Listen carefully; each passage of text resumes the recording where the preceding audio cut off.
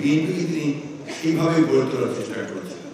এবং আপনারা যেটা সবাই বলেছেন যে আপনি বিএনপির রিপোর্ট দেখেন, প্রত্যেকটি সময় যখনই বিএনপি ক্ষমতায় এসেছে, দেশ পরিচালনার দায়িত্ব পেয়েছে, সবচেয়ে বেশি গুরুত্ব দিয়েছে অর্থনীতিকে এবং অর্থনীতি সবচেয়ে সচল থেকে।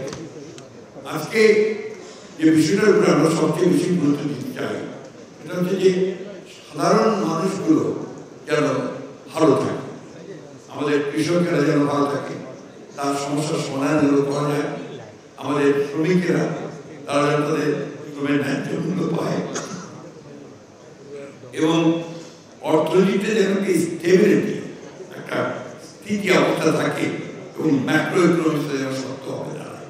এটা যে সামগ্রিকভাবে আমরা জিনিসটাকে সেভাবে দেখি। সেই জন্যই আপনারা লক্ষ্য করেছেন যে প্রত্যেকবারই বিএনপি যখন রাষ্ট্র পরিচালনার দায়িত্ব পেয়েছে, বিএনপি বিরুদ্ধে এই কথা বলা যায়নি যে বিএনপি অর্থনীতি ধ্বংস করে দিয়েছে। বিএনপি অর্থনীতিকে সচল করেছে এবং এমনও বলা হয়েছে যে ইমার্জিং টাইগার আপনার বলা হয়েছে বাংলাদেশ। এটা হচ্ছে যে তখন এই কারণে এখন যেমন শুরু যে কথাগুলো বললেন, এই বিষয়গুলো নিয়ে আপনাদের সাথে কথা বললেন, এই বিষয়গুলো বাংলাদেশে এখন সবচেয়ে বড় প্রবলেম। আমি ব্যক্তিগতভাবে মনে করি যে বাংলাদেশে ব্যবসায়ীদের ব্যাপারে আসলে চিন্তা ভাবনাটা পরিবর্তন করা দরকার।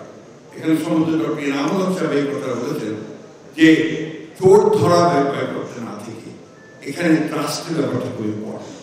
ব্যবসায়ীদেরকে যদি আমরা বিশ্বাসী না করি তাহলে সে আমার ব্যবসা করে আমাকে সে কি দেবে, এই বিষয়গুলো আমার মনে হয় খুব জরুরি। আরেকটা বিষয় যেটা আমি একটু জানতে চাই আমাদের সামনে, আমাদের 15 বছর যারা লুট করেছেন, চুরি করেছেন, ব্যাংক ডাকাতি করেছেন, লুটপাট করে নিয়ে চলে গেছেন, তাদেরকে ধরেন, তাদেরকে শাস্তি দেন। তাদের যে ইন্ডাস্ট্রিগুলো আছে, তাদের যে শিল্প কলকারখানা আছে, সেগুলো যে হাজার হাজার মানুষ কাজ করছে, সেগুলো বন্ধ করে দিয়েছে। 14 লক্ষ বেকার হয়ে গেছে। তারা জানে এই বেকারত্বটা আমরা সৃষ্টি করছি কেন। আমি মনে করি বিষয়টা আমাদেরকে আবার ভেবে দেখা উচিত। এই কারখানাগুলোকে আমরা কিভাবে চালু করতে পারি, এই প্রতিষ্ঠানগুলোকে আমরা কিভাবে এই মানুষগুলোর কর্মসংস্থানের সৃষ্টি করতে পারি, সেটা আমাদের দেখা দরকার। 1975 সালে যখন আপনার পট পরিবর্তন হলো, সেই সময় অনেকে ভেবেছিল যে তারপরে বাংলাদেশ বোধহয় ডুবেই যাবে, কিন্তু শহীদ প্রেসিডেন্ট জিয়া রহমান সাহেব তিনি টেনে উপরে তুলেছিলেন একটা বটমলেস বাস্কেট থেকে। সেটা কিন্তু একটা সম্ভাবনার একটা জনপথি তৈরি করতে সক্ষম হয়েছে। আমাদের কৃষকদের কিন্তু প্রচুর উৎপাদনশীলতা আছে। আমরা যদি তাদেরকে ঠিক মতো সাহায্য করতে পারি, তাদের সার, বীজ এবং সেই যদি ঠিক মতো পৌঁছতে পারি, তাহলে কিন্তু আমরা এই জায়গাটা আরো বেশি, যেহেতু আমরা অর্জন করতে অনেক বেশি অর্জন করতে পারি।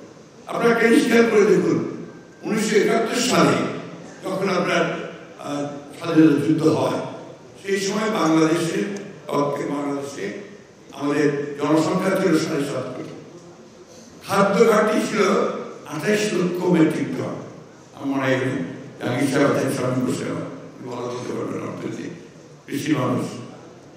সেই বাংলাদেশ কিন্তু এখন প্রায় খাদ্যে স্বয়ংসম্পূর্ণ, অর্থাৎ এই খাতে কিন্তু আমরা যথেষ্ট অর্জন করেছি, যেটা আমাদের কৃষক, আমাদের কৃষি বিজ্ঞানী এবং যারা কৃষিতে কাজ করছেন তাদের যথেষ্ট অবদান রয়েছে। আমাদের আরেকটা বিষয়ে কিন্তু আমাদের খুব বেশি লক্ষ্য করা দরকার, যেটা আমরা ইতিমধ্যে আমরা চিন্তা করেছি। স্বাস্থ্য খাতে আমাদের অনেক বেশি কাজ করা দরকার। একই সঙ্গে যে বিষয়টা সবচেয়ে বেশি প্রয়োজন, শিক্ষা খাতকে আমূল পরিবর্তনের আমাদের জনগণের উন্নয়নের উপযোগী করার জন্য সবচেয়ে বেশি শিক্ষা খাতকে ঢেলে সাজানো দরকার। এই বিষয়গুলোকে আমরা ইতিমধ্যেই চিন্তা করেছি এবং আমরা অবশ্যই সামনে যে আপনারা যেখানে আছে ভবিষ্যৎ পথরেখা, শুধু অর্থনীতি, এটাতে শুধু অর্থনীতির পথরেখা হলেই হবে না, সঙ্গে রাজনীতির পথরেখা থেকেও কিন্তু আপনার স্টেবল হতে হবে, তাকে স্থিতিশীলতা থাকতে হবে, তার একটা স্থায়িত্ব থাকতে হবে। সেই লক্ষ্যে ইতিমধ্যে আমরা কাজ করেছি।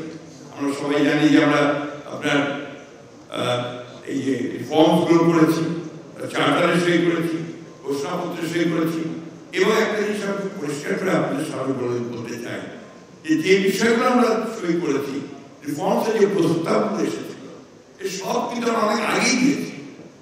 আমরা 2016 সালে আমাদের নেত্রী দেশনেত্রী বেগম খালেদা জিয়া ভিশন 2030 দিয়েছিলেন। আজকে যে বিষয়গুলো আমরা একমত হয়েছি তার অনেকগুলো বিষয় সেখানে কিন্তু ছিল। একই সঙ্গে 2023 সালে আমরা আপনার 31 দফা দিয়েছি, যার মধ্যে আজকে ইকোনমিক রিফর্ম, পলিটিক্যাল রিফর্ম প্রায় সবগুলো বিষয় রয়েছে। সামগ্রিকভাবে আমরা বাংলাদেশকে সবসময়ই আমরা একটা নতুন বাংলাদেশ শুধু নয়, আমরা একটা সমৃদ্ধ বাংলাদেশ হিসেবে দেখতে, একটা যেখানে সব মানুষগুলো তারা অন্তত বেটার লিভিংয়ে থাকবে, ভালো অবস্থায় থাকবে এবং একটা ভালো গভর্নেন্সের মধ্যে থাকবে এবং ডেমোক্রেসিকে সবচেয়ে বেশি গুরুত্ব দেবে, এই বিষয়টা আমরা দেখতে চাই। আমরা যেটা আমরা চিন্তা করেছি যেভাবে আমরা সামনে এগিয়ে যাব আমাদের অভিজ্ঞতাকে নিয়ে, সেটা হচ্ছে যে সত্যিকার অর্থে বাংলাদেশকে একটা গণতান্ত্রিক, একটা সমৃদ্ধ একটা বাংলাদেশ হিসেবে আমরা পরিণত করব।